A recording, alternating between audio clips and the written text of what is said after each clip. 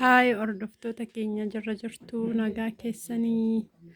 nageenyi waaqayyo isiniif haa baay'atu akkam jirtu nagaadhaan nutis jirra nagaa keenya akkam hordoftoota koo biyya keessa biyya alaa jirtu nutis jirra har'a eessan jira seetan baadiyyaan jira baadiyyaan jira maatii faanan jira jechuudha inni kun burii maatiidha achi obboleessa kiyya jira boka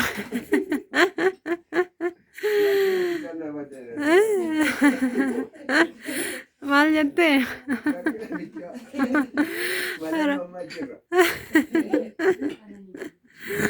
rakkoo maleetta rakkoo naa badu maal rakkatta dargaggeessa kana hojjetta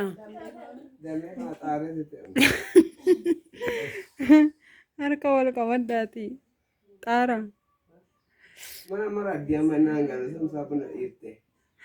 dhoqqee barcitii barmaal hojjettaan jedhaan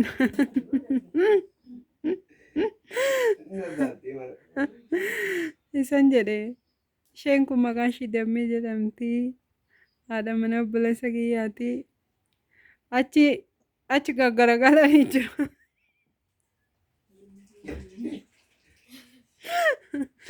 achi bunni danfaa jira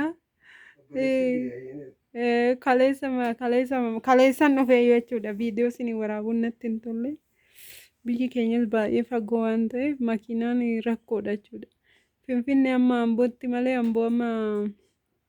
Finfinneetti konkolaataan baay'ee rakkisaadha innaa hordoftoota kiyya kanas isiniin jedha haala kana keessa jirra jechuudha ush dhaqna burinna caccabe waaqa eenyu dhuguma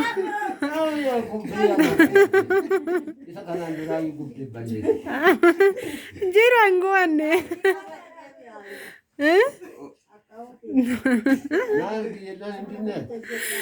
isa kanaan dura waan balleessa as keessa jira yuutuubii kiyya keessa kun abbaa kiyyaa hin dukkana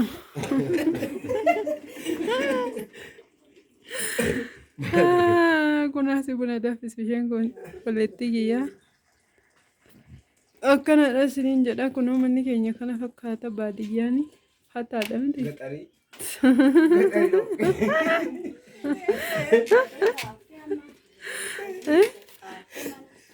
mana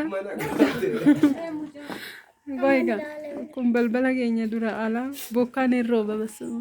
nama jibbisiisa waaqa yeroo bokkaan roobu garuu baadiyyaan nama jibbisiisa garuu achis hin rooban beektu akkana isiniin jedha mucayyoo isheen sun yeroodha waan ta'e gadditee jirti obboleettii kiyyadha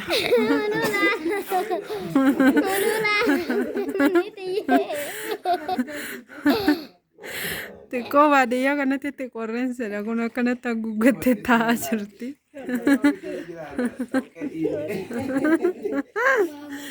sun obboleessa kiyyadha akka kiyya kolfa jaallata kun abbaa kiyya hundutti qorre uffate taa'a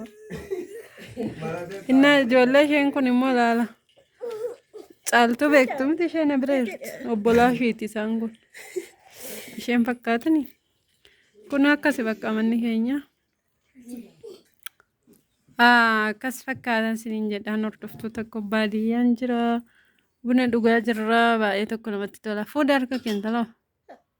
isheen kunis obboleettii kiyyaa nan fakkaatti miti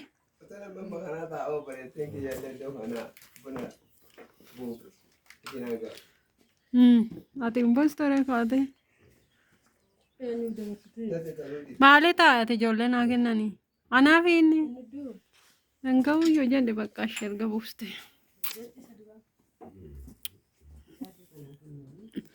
udaa waannoodha kenniif mucayaattee wannooti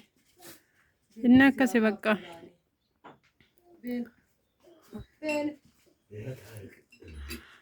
kunatti galleetti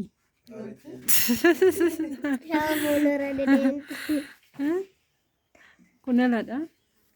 inni akkasittiin kunoo buna dhugaa jirra jechuudha baadiyyaan beektu kunoo akkas fakkaata garuu maabiraatiin dur jira garuu amma waan ta'e inta balaashee jedhanii Maabraatiin hin jiru xiqqoo jechuudha. Hin hojjetu jechuudha. Ishee kana hin beektu yeroo tokko na bira dhuftee turte. Inni akkanas isiniin jedhan hordoftoota koo. Like share nu godhaa. Kunoo samuna kana baadiyyaan jira. Neetworkii yoo dhuguma wifi fi fideen dhufe garuu yoo hojjete siin qaqqaba jechuudha. Akkanatti haala kana keessa jirra. Baadiyyaa jechuudha. Kunoo buna dhugaa jiru.